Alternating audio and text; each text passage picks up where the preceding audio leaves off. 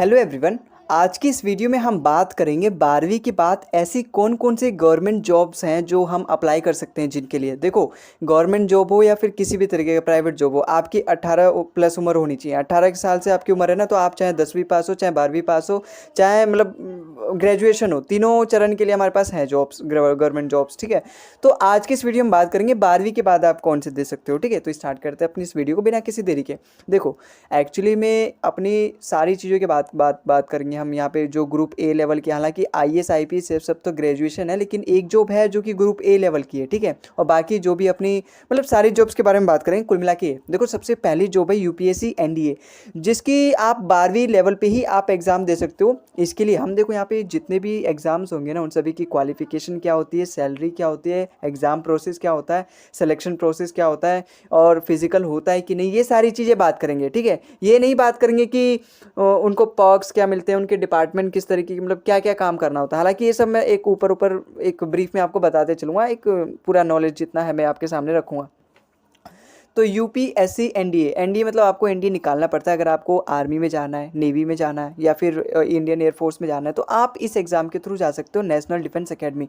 इसके लिए आपको 12वीं में ही पेपर देना पड़ता है। 12वीं के साथ आप पेपर दे सकते हो। क्वालिफिकेशन ये, आप 12वीं में अगर आपके पास सपोज आर्ट्स वगैरह है ना, तो आप केवल आर्मी के लिए अप्लाई कर सकते हो, आप फिर नेवी के लिए और इंडियन एयरफोर्स के लिए नहीं अप्लाई कर सकते। इसलिए मैं आपको रिकमेंड करूँगा आप 11वीं में अपना पीसीएम स्ट्रीम चूज़ करो, जिससे के लिए आपके फुली आप एनडीए के लिए जितने भी तीनों अपने विंग हैं उनके लिए आप अप्लाई कर सको, क्वालिफाई कर पाओ। ठीक है, इसकी सैलरी बहुत अच्छी होती है, 56,100 से लेके 1,77,500। सैलरी तो खैर गवर्नमेंट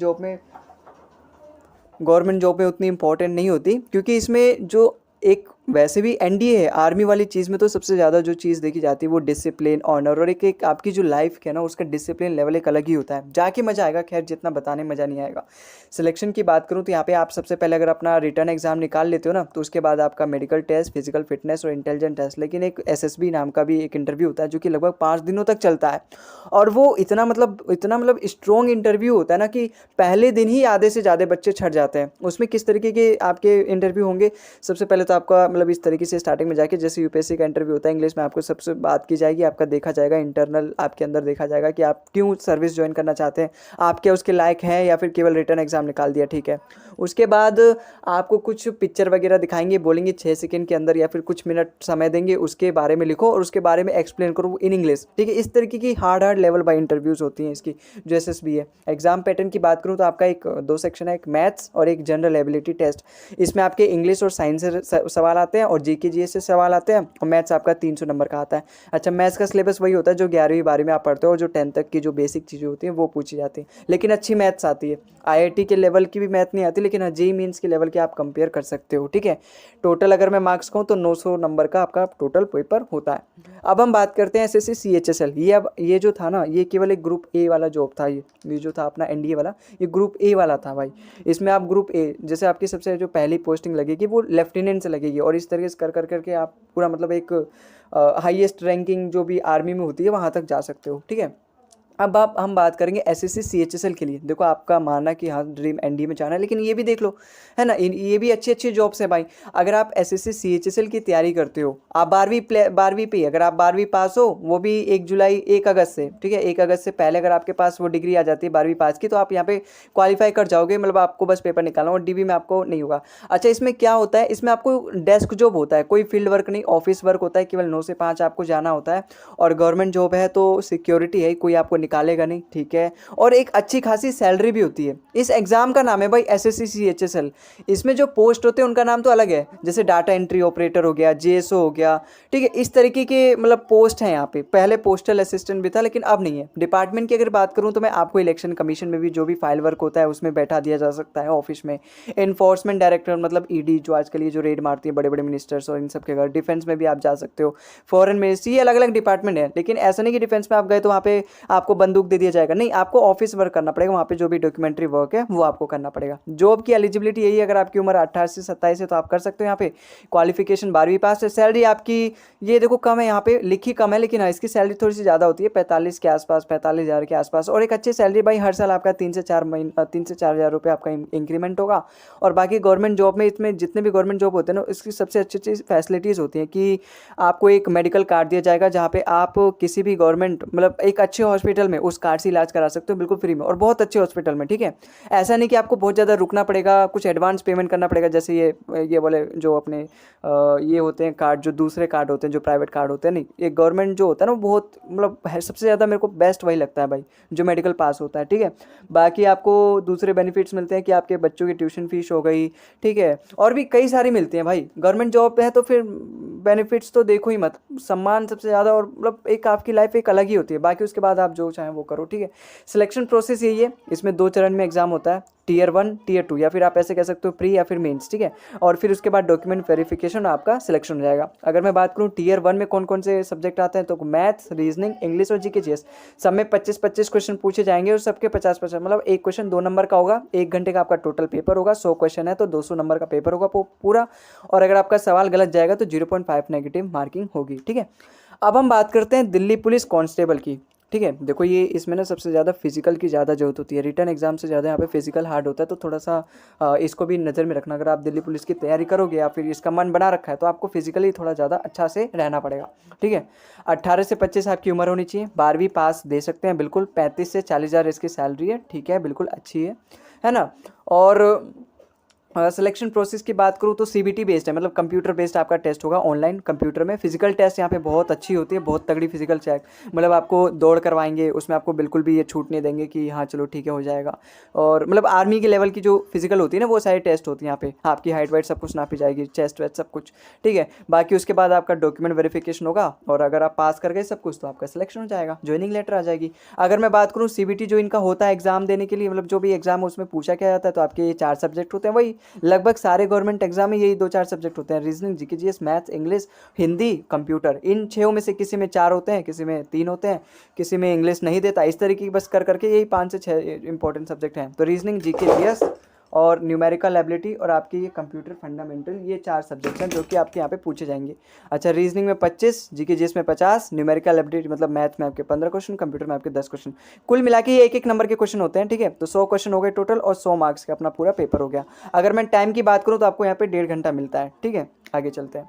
अब अगला एग्जाम है हमारा आरआरबी एनटीपीसी। देखो अगर आपको रेलवे में जाना है कि हाँ मुझे रेलवे में भी जाना है, कई लोगों का सपना होता है ना भाई रेलवे में जाना, तो आप आरआरबी एनटीपीसी दे सकते हो। आपने ग्रेजुएशन नहीं करी, आप 12वीं के पास बेस पर भी आप यहाँ पे दे सकते हो, ठीक है।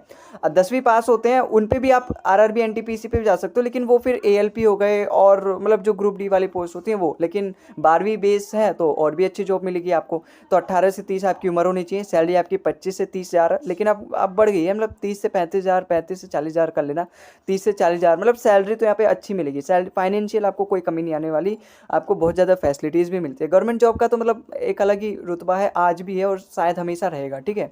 भले ही कितनी भी अच्छी अच्छी प्राइवेट नौकरियां आ जाएं, क्योंकि जब हम देखते हैं ना ये बड़ी बड़ी कंपनियां, चलो हाँ अमेजोन में इसकी नौकरी लग गई, लेकिन जब ये निकालते हैं ना भाई अपनी कंपनी से एकदम बल्क में निकालते हैं, एक ऐसा निकालते हैं कि 10-10 हज़ार लोग वो कर दिया, निकाल दिया।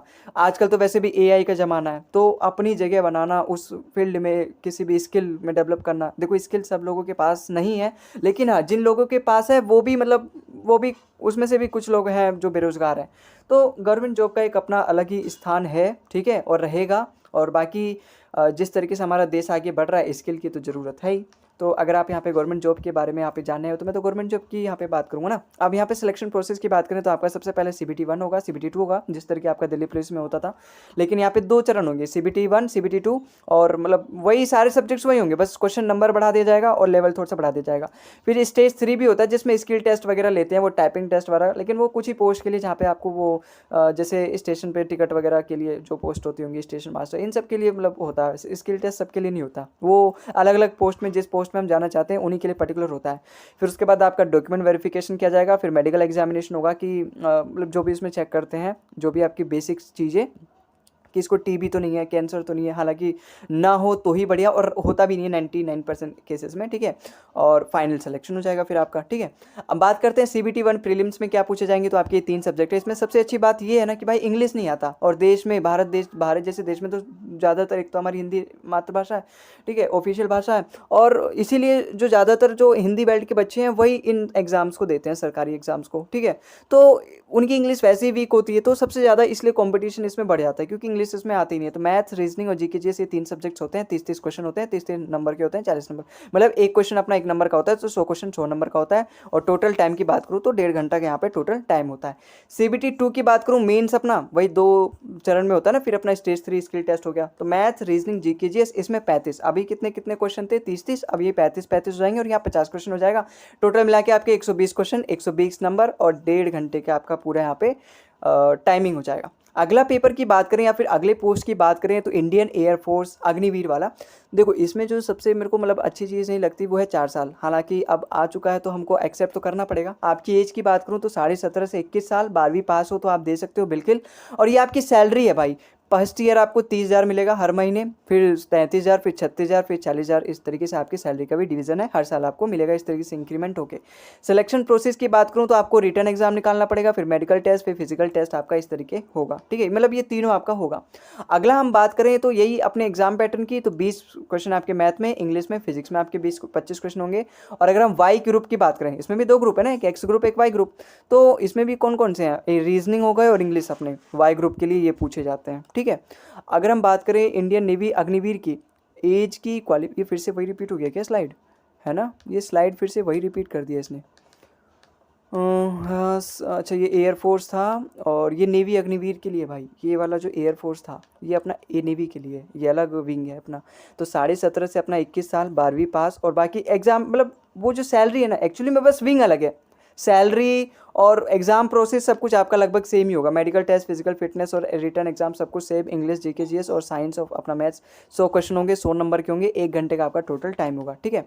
तो आज की इस वीडियो में बस इतना ही था। ये जितने भी मैंने लगभग 8 से 9 ऐसे एग्जाम बताए, लगभग 7 से 8 जो कि आप 12वीं के पास दे सकते हो। अच्छा कुछ और एग्जाम के बारे में मैं बात बताऊँ तो एक स्टीनोग्राफर नाम का भी जॉब होता है, ठीक है, जिसमें आपको ना जो बड़े बड़े जजेस होते हैं, जो बड़े बड़े अधिकारी होते हैं, आईएएस वगैरह होते हैं, इनका as a personal assistant as a काम करना पड़ता है। मतलब जो भी इनका डॉक्यूमेंट वर्क होता है, सपोज इनका फाइल वर्क, वो आपको देखना होता है। देखो आप इनका पीए समझ के मत सोचना कि छोटी जॉब है, नहीं भाई, आप सोचो बड़े बड़े लोगों के साथ काम करोगे, नीचे नहीं साथ में काम करोगे। यहाँ पे वो नहीं है कि आपको वो मोलेस्ट करेंगे, हैरेस करेंगे, नहीं, आपको नौकर की तरह करेंगे, नहीं भाई। जो पढ़े लिखे लोग होते हैं ना वो दूसरों का भी इज्जत करना जानते हैं, तो आपको एज अ ऑफिसर मानेंगे वो अपने ऑफिस में। बस ये नाम में है कि हाँ पीए की तरह वो काम करता है। आप एमटीएस को ले लो, 10वीं पास का एग्जाम है वो, यहाँ पे मैंने इंक्लूड नहीं किया लेकिन जान लो 10वीं पास। आप उसमें बोलते हो कि चपरासी, भाई चपरासी भी यहाँ पे 40,000 रुपये सैलरी कमाता है। यहाँ पे उतना प्राइवेट में बीटेक करके इंजीनियर वाला नहीं कमाता 40,000 रुपये, वो भी यहाँ पे फिक्स उसकी है।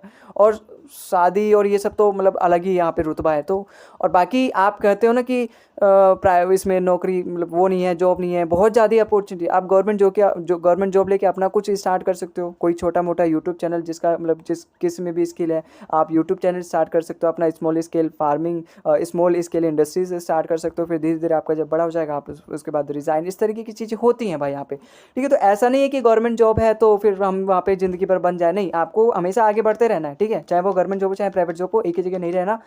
तो ये तो सबसे बड़ी कमी है। तो आई होप मैंने समझाया जो भी ये 12 से मतलब 8 से 10 जॉब्स हैं जो कि अच्छी जॉब है, और 12वीं के बाद तो सभी की सभी अच्छी जॉब है, ठीक है। तो आपको ज़रूर इनके लिए ट्राई करना चाहिए भाई। और बाकी आज के इस वीडियो में बस इतना ही। बाकी आपका कोई टॉपिक वगैरह रिलेटेड कोई डिमांड होगा कि भैया आप इसके ऊपर वीडियो बनाओ, स्टीनोग्राफर के ऊपर डिटेल में वीडियो लाओ, दिल्ली पुलिस के ऊपर डिटेल में वीडियो लाओ, जीडी के ऊपर डिटेल में वीडियो लाओ, तो आप कमेंट में जरूर बताइएगा। बाकी आपका कोई रिलेटेड टॉपिक होगा किसी भी सब्जेक्ट, मैथ, इंग्लिश, रीजनिंग, तो आप जरूर कमेंट में बताइएगा, हम उसका जरूर हल निकालेंगे भाई जल्द से जल्द, ठीक है। तो आज के इस वीडियो में बस इतना ही। Thanks for watching the video. अगर आपको वीडियो पसंद आए तो भाई वीडियो को लाइक कर देना, चैनल को सब्सक्राइब कर देना, बाकी अपने दोस्तों के साथ शेयर कर देना, जो कि आप करोगे नहीं मुझे पता है, लेकिन हाँ तब भी बोल देता हूँ, ठीक है। बस इतना ही आज के इस वीडियो में। मिलता है अगले वीडियो में, तब तक के लिए जय हिंद जय भारत।